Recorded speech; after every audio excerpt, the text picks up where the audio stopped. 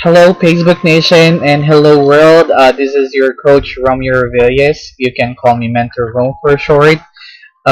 Guys, ngayon pa lang, of course, nagpapasalamat na ako. And to say thank you for watching. Alright? Today, guys, ang i-discuss natin, not much about Facebook, pero, syempre, this video is created for Facebook. Alright? So, I just received a good news that one of our affiliate will be upgrading her account to 7. Alright?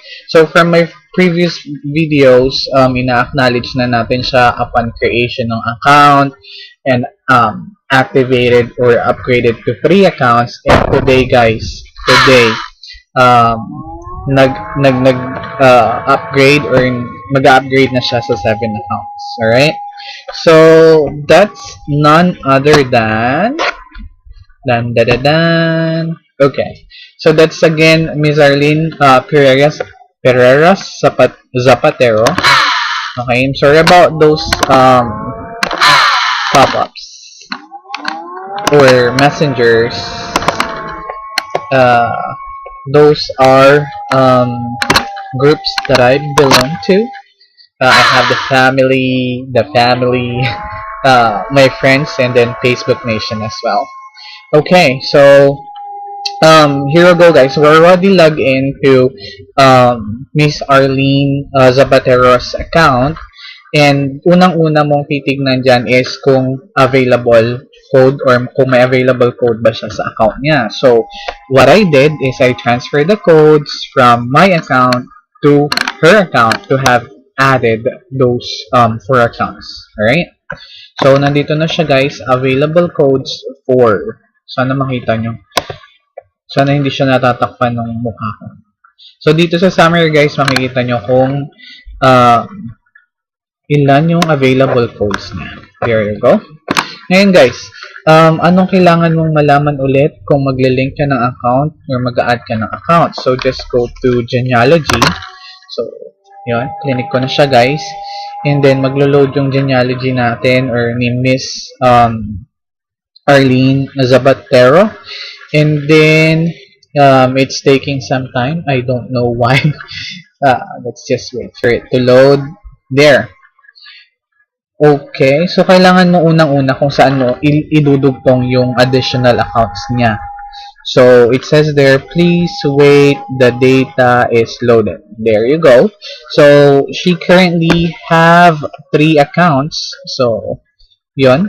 And idudugtong natin siya sa first account niya muna. Alright, yung additional 3 is dun sa first account niya, and then yung additional 1 is sa second account niya kasi we would like to make sure na perfect, okay, perfect structure ng accounts. Alright, so there you go. After which is pupunta ka ngayon sa accounts. Okay, so pag-activate na ng account, so go to accounts. And then, makikita mo pa rin dyan yung list ng accounts mo. So, the data is still loading. Okay. There you go. And then, go to activate accounts. Or activate or add accounts. Right? Guys, I'm just still providing you the step-by-step process so that the next time you would know. Okay? So, there you go. We will be adding 3 accounts. And then, we will be positioning it on the left, and then since pang 4th account na to, pwede mo siyang ilagay dyan 4, and then left, and then yung pin ni Miss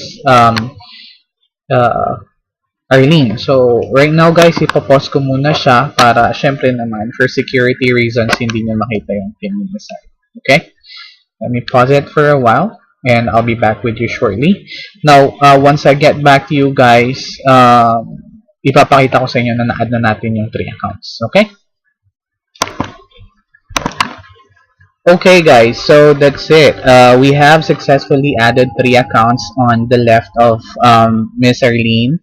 Right now, guys, we'll go ahead and add another account to um, her account kasi magpa-perfect structure siya for 7 accounts. Okay? So go ahead and click accounts again, and then let's just wait for it to load. Okay. And then go to activate account or activate or add account. So unahin ko dito itong placement kasi yun yung nakopya ko initially. There. And then since ito na yung pang 7 account niya, pwede mong ilagay dyan 7. Then may available siyang activation code pa. And then 1 lang sa quantity, guys. And then left nung second account niya. Let me quickly pause the video again and para hindi nyo makita naman yung pin ni Miss Arlene. Okay? So, pause. There you go, guys. So as you can see, we have successfully added the additional 4 accounts of Miss Arlene, and naka-perfect structure na siya, guys. So that's already 7 accounts. Alright?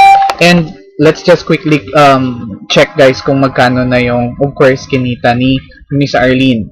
Kung nakita nyo kanina, 1.5 lang siya kasi yung login or sign up rewards and login rewards combined, that's already 1,500. And then since nag-upgrade siya, malamang sa malamang madadagdagan din yung earnings niya. Alright? So here you go, guys, it's loading. There. Let's just quickly close this one. Sorry, lobat na ang aking laptop. And then there you go, guys. So total earnings is already 3.6. So dun sa 7 accounts niya, half of it is ready for encashment. So there's a threshold, guys, for encashment, which is 3,000. Alright? The reason behind it is, of course, kung isang account ka lang, 1,000 or 3.6 is kailangan mong lagyan pa ng effort para syempre kumita ka para mabawi mo yung pinuhunan mo dito sa Facebook. Alright? So guys, again, that's it for now. Of course, kung naghahanap ka ng active Upline, just let me know. Iiwan ko yung link ko down below, and then you can also contact Arlene or Miss Arlene Sabatero for further upgrades or anything about Facebook. Alright, and how are you going to start and earn here on Facebook. So again, guys, Facebook Nation and world, this is your coach Romeo, and have a great day to all of you guys. Bye for now.